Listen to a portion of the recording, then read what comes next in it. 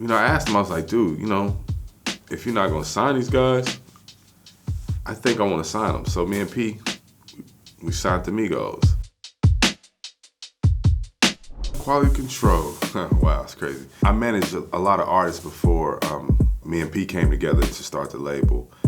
We started the label because it felt like that a lot of the major labels had stopped really developing talent.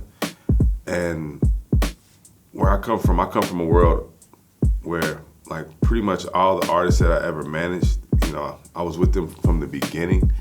And it was a big development process that happened with that. With these labels, it started becoming a research thing where it's like stats, like, okay, let's see this kid, and what's his stats look like? What's the numbers? And I've seen a lot of like one-hit wonders come from that. Like, if you run and grab the artist and then you find out they're not even really artists. They just may have lucked up because a song might have hit and social media might have took the song and moved it. So I didn't want to like fall into the thing of trying to go run and find the artist, fall into these bidding wars and things like that. So the first artist that we signed was the Migos. And I saw them on YouTube, and at the time I was managing Gucci Mane, and they used to come to his studio to work. And I asked him, I was like, dude, if you're not gonna sign these guys, I think I wanna sign them. So me and P, we signed the Migos. We took them through a whole developmental process. They already had things going on, but it was like really coming in and like giving them some structure, And that was our first artist. And it was wild because we signed them in March.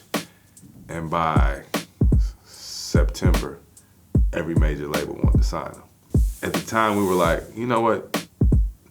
Why don't we just, stay independent for a while so we can create this buzz around the company, and put a brand around, of course the Migos because they were our flagship artists, but around the brand and kind of how we do things.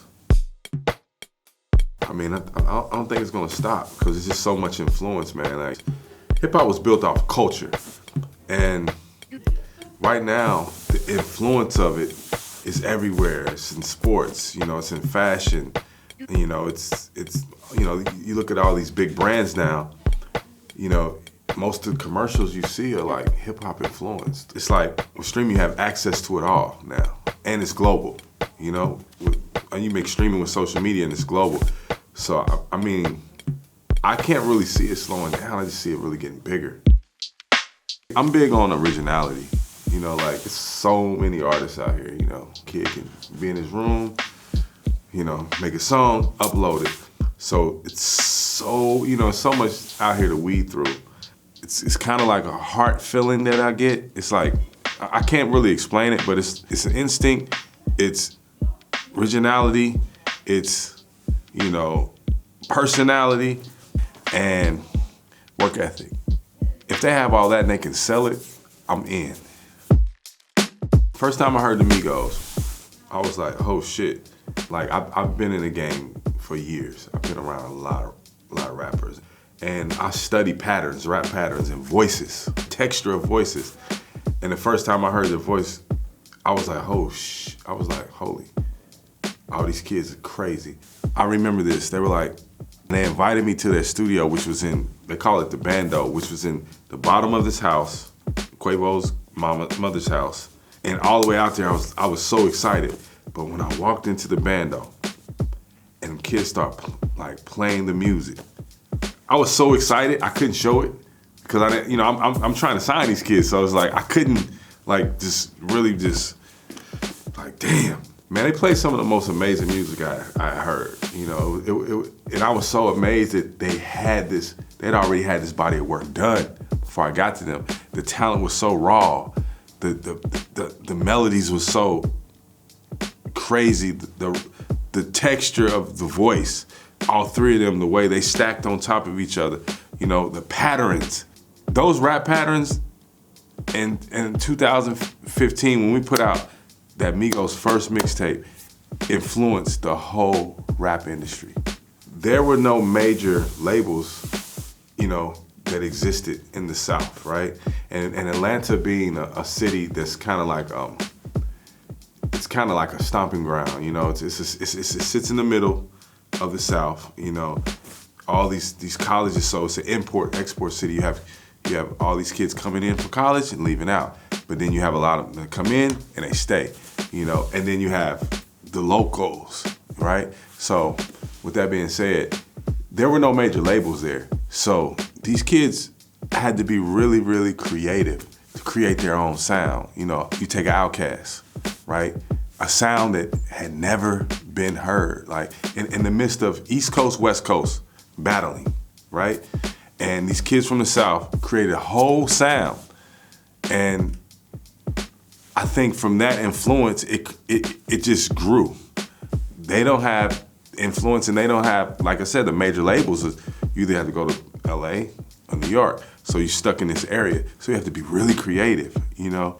And I think once the sound was made, like, it influenced so much and the territory was so big that I don't see it slowing down either. You know, like, I mean, I've been in the business 20 years. 15 of those 20 years, that Atlanta sound has kind of had a very big influence on the industry.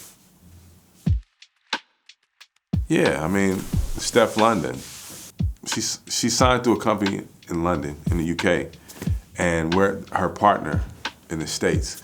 You know, the first time I heard Steph, I was moving around Europe and the UK a lot 2 years ago, just trying to learn how this global economy and the music works, you know.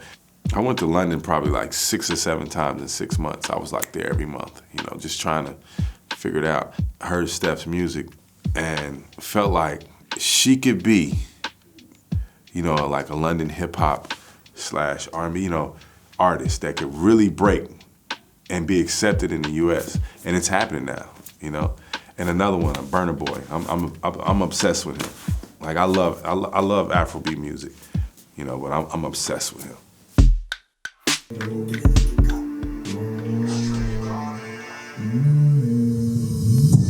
Jag knullar hoser med mitt team, nasty. Ni baxar mina flows, då kommer dit. Rimfightare, kolla mina shows, då kommer dit. Beatslaktare, alla mina bros, de har beat. Jag har puffrar i min jeans när jag glider förbi. Fråga Z-mannen, alla här är bara no reach. Killen det kickar mannen, vi kungar håller i guntan.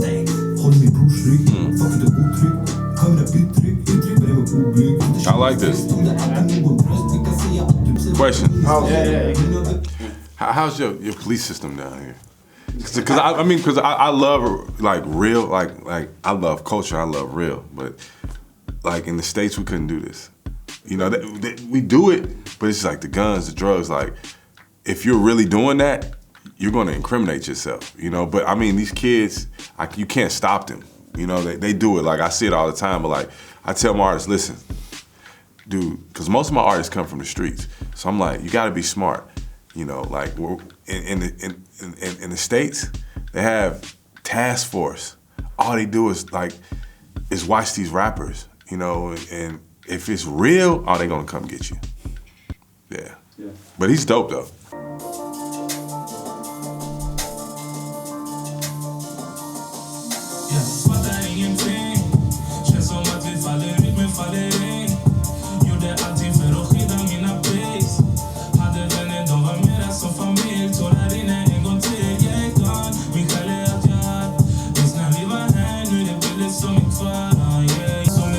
Like this.